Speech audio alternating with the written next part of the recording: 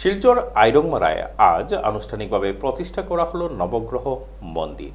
এই মন্দিরটি প্রতিষ্ঠা করেন গ্রহাচার্য শীতাংশু আচার্য। বৈদিক প্রথা অনুযায়ী পূজার্চনার মাধ্যমে আইরংমারার নিজ বাড়িতে এই ভব্য মন্দিরটি প্রতিষ্ঠা করেন শীতাংশু আচার্য।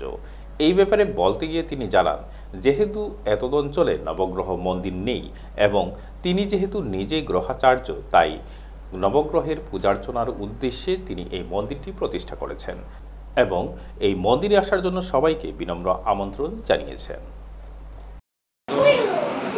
প্রায় 50 বছর হতে চলল।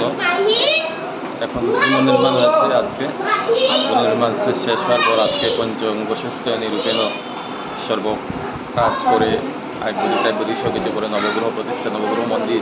আমাদের এত অঞ্চলে নবগ্রহ মন্দির নেই, সেই কারণে যেহেতু আমি আচার্যগুরু বা গ্রহাচার্য, সেই হেতু আমি নবগ্রহ মন্দির প্রতিষ্ঠা করলাম এবং ওইখানে কালসর্প নবগ্রহ কৃপাদোষ যা আছে সেগুলো প্রতিকার করা হয়। তো আমাদের জনগণের জন্য সুবিধা প্রাপ্ত হবে সবাই, সেই সুবিধার জন্য আমি নবগ্রহ মন্দির প্রতিষ্ঠা করলাম। সকলের সহযোগিতা এবং কামনা করে সহযোগিতা কামনা করি।